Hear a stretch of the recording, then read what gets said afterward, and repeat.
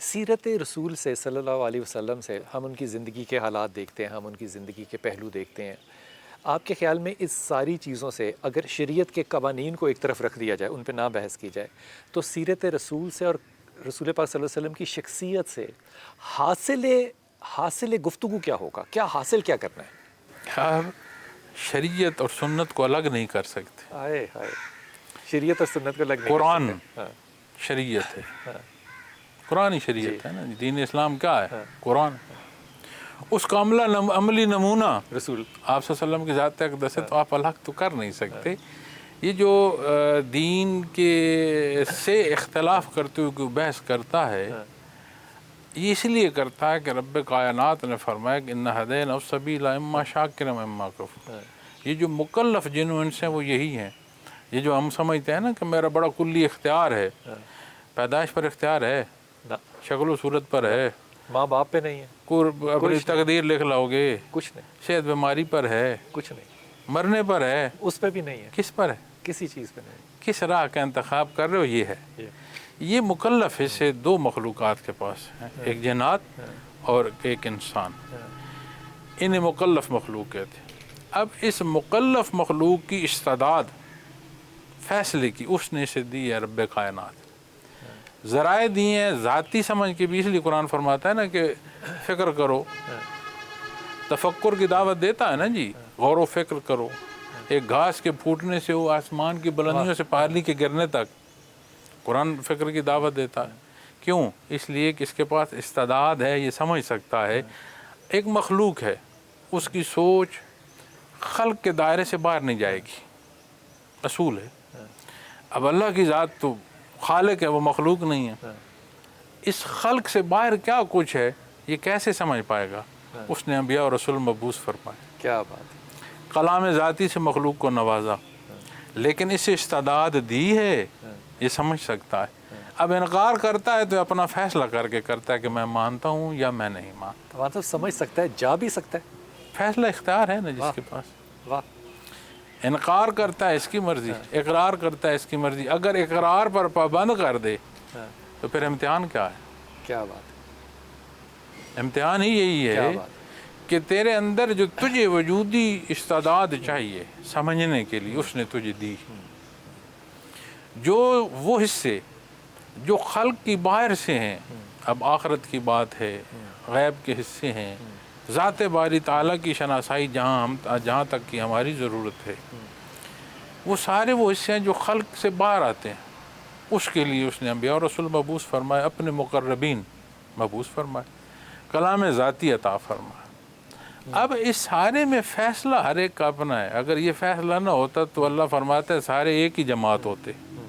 اگر اللہ چاہتا، سب ایک ہی جماعت ہوتے. قرآن فرماتا ہے نا کہ اگر اللہ چاہتا تو سارے ایک ہی جماعت ہوتے. کیا بات ہے. میں دو حدیثوں کو ہمیشہ بڑا حوالہ دیتا ہوں، کیونکہ لوگ اس کو عام طور پہ بیان کرتے ہوئے مجھے پتہ نہیں کیوں شائع آؤٹ ہوتے ہیں. یہ لفظ ایک معتبر لفظ ہے اگر اس کو میں صرف اسی طرح استعمال کروں. ایک تو رسول پاک صلی اللہ علیہ وسلم نے جو تعلیمات دیں صلی اللہ علیہ وسلم نے، اس کے اوپر صرف ایک ہی چیز مانی، کہا کہ میری ان ساری جو میں نے تم تک یہ کلام پہنچایا، میری جو میرے اہل بیت ہیں ان کے ساتھ نرمی کا، محبت کا جو لحاظ ہے وہ رکھنا ہے. یہ ہم حدیث سناتے ہوئے بڑے شائع آؤٹ ہوتے ہیں. پھر اللہ تعالیٰ کے رسول نے فرمایا کہ میں تمہارے درمیان دو چیزیں چھوڑ کے جا رہا ہوں، کلام خداوند ہے، اس رسی کو مضبوطی سے تھام لو، اور اطرت اہل بیت. کیا اہل بیت کی سمجھ اور محبت کے بغیر کوئی بھی سیرت پہ عمل کرنا ممکن ہے؟ سب سے پہلی بات اصول اور ضابطہ. اب جب بات آتی ہے نا جی اہل بیت کی تو یہ معاملہ بڑا نازک ہو جاتا ہے، اور نبی کریم صلی اللہ علیہ وسلم ہی کی نسبت سے نازک ہوتا ہے. بے شک بے شک. جہاں وہاں جو اظہار محبت کرتے ہیں تو یہاں ان کے پاس اور کوئی جواز ہے نہیں، نسبت ہی وہی ہے. صحیح. لیکن میں عرض کر رہا ہوں ایک رشتہ ہوتا ہے ایمانی اور ایک حصہ ہوتا ہے نسبی رشتہ. اب نسبی رشتے کے ساتھ ایمانی رشتہ ہو تو نور علی نور. کیا بات ہے یار. واہ واہ واہ واہ. لیکن اگر نسبی رشتہ ہو اور ایمانی رشتہ نہ ہو پھر ہائے ہائے ہائے ہائے. پھر نوح علیہ السلام کو اللہ نے بیٹے بھی فرمایا رہ کے پیچھے، بیوی بھی رہ کہ کے پیچھے. تیرا یہ بیٹا نہیں ہے. ہاں ہاں حضرت لوط علیہ السلام کی بیوی فرمایا یہ رہنے والوں میں رہے گی. کیوں؟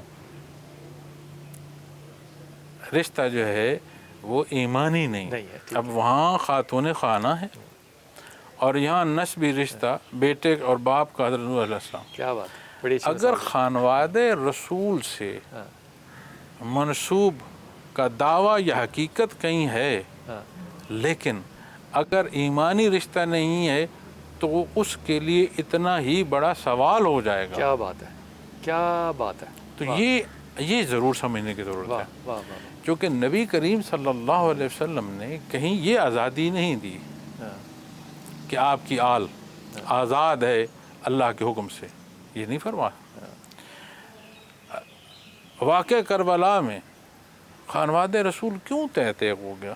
بے شک. کیا وہ کوئی ہیرے جواہرات لینے گئے تھے، اقتدار مانگنے گئے تھے؟ دین اسلام ہاں کہ نہ کچھ ہے زائد کی جا سکتی ہے نہ کم کی جا سکتی ہے.